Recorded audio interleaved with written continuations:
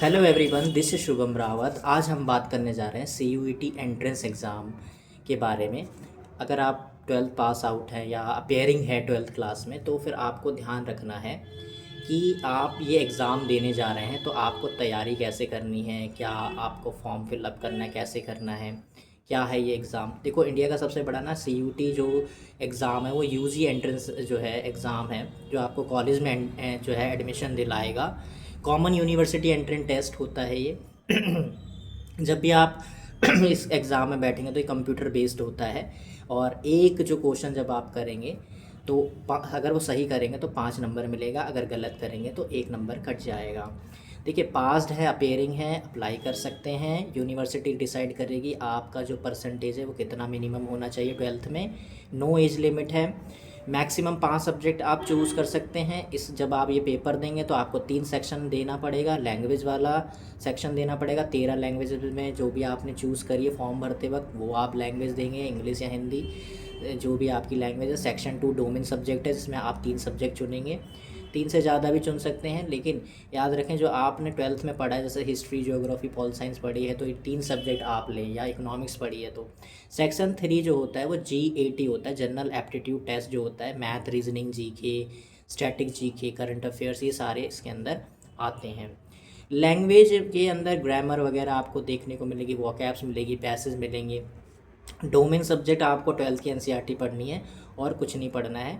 12th की NCERT पढ़ने के बाद प्रैक्टिस करें, और जनरल एप्टीट्यूड टेस्ट में मैथ्स वगैरह, रीजनिंग, ये सारी चीज़ें आपको करनी है। देखो, क्वेश्चन आसान होते हैं, पेपर कोई टफ नहीं होता, लेकिन एक चीज़ का ध्यान रखें कि 50 क्वेश्चन है एक सेक्शन में और 60 मिनट मिले हैं। लेकिन कई बार क्वेश्चन लेंदी हो जाते हो, 60 मिनट भी कम पड़ जाते हैं। तो टाइम मैनेजमेंट ज़रूरी है, और टाइम मैनेजमेंट तब होगा जब आप पेपर से पहले कई बार प्रैक्टिस कर चुके हों, मॉक टेस्ट लगा चुके हों, अभ्यास कर चुके हों। तो देखिए, अगर ऐसी कोई दिक्कत आती है तो फिर आप जो है मुझसे कांटेक्ट कर सकते हैं कि सर ये टाइम मैनेजमेंट कैसे करें, कैसे, मतलब एक गाइडेंस के तौर पे, मेंटोर के तौर पे मैं आपको जो है मदद करूँगा। बिना किसी परेशानी के आपका एग्ज़ाम भी क्रैक होगा और अच्छी रैंक आपको मिलेगी, अच्छे कॉलेजेस आपको मिलेंगे। दोस्तों, याद रखना कि जो एग्ज़ाम है वो एक दिन में नहीं होता है, उसको कई शिफ्ट में कराया जाएगा। तो जब भी किसी का पेपर डिफ़िकल्ट आएगा तो मार्जिन जो है, डिफ़िकल्ट पेपर वाले को थोड़ा एक्स्ट्रा मार्क्स मिल जाएंगे, जिसे नॉर्मलाइजेशन कहते हैं। एक्सपेक्टेड जो कैलेंडर है मैं बता दूं CUET का, वो फरवरी के पहले हफ्ते में आ सकता है। और जो फॉर्म ऑफ एप्लीकेशन है, एप्लीकेशन का जो फॉर्म है वो मार्च के पहले हफ्ते से शुरू हो जाएगा और अप्रैल के फर्स्ट वीक तक चलता रहेगा। मई के स्टार्टिंग में ये एग्ज़ाम कंडक्ट करवा लेंगे, और जो इसका रिज़ल्ट है वो जून एंड या जुलाई के फर्स्ट वीक में आ जाएगा। दोस्तों, डॉक्यूमेंट हमेशा याद रखना कि पहले रेडी करके रखें, अभी से रेडी कर लें। 10th की, 12th की, जो भी 10th का जो भी सर्टिफिकेट है उसको करेक्ट कर लें। नाम जो होगा 12th और 10th में, पेरेंट्स का नाम, आपका नाम सही होना चाहिए। आधार कार्ड अपडेट करवा लें, और जो आपका कैटेगरी सर्टिफिकेट है, अगर कोई है, वो ST, SC, OBC, AEWS, कोई भी कैटेगरी सर्टिफिकेट है उसे अपडेट करा के रखें, वो बहुत काम आएगा आपके। ठीक है।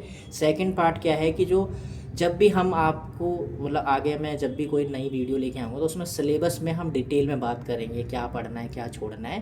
ठीक है।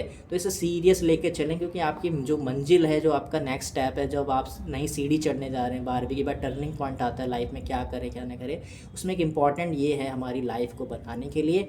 इससे आपका करियर बिल्डअप भी हो सकता है। ठीक है। तो इसलिए इसको सीरियस लेके चले, बोर्ड के साथ तैयारी करें। एक चीज़ का याद रखें, ध्यान रखें कि जो CUET एग्ज़ाम होता है वो कई 12th के टॉपर्स बन जाते हैं, लेकिन वो CUET क्रैक नहीं कर पाते। तो याद रखना, टॉपर जो होता है, हमें टॉपर नहीं बनना, हमें टॉपर बन के भी जो है कई बार ये एग्ज़ाम निकल नहीं पाता है। हम 12th में टॉपर बने लेकिन कॉलेज में एडमिशन नहीं मिला।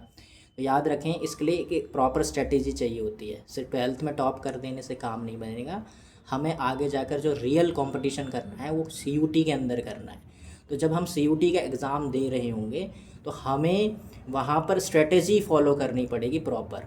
तो 12वीं का टॉपर वहाँ काम नहीं आएगा, वहाँ पर जो है अलग कंपटीशन चल रहा होता है, तो उसका ध्यान रखें। रियल कंपटीशन आपके सामने आने वाला है, तो तैयार रहें दोस्तों। All the best.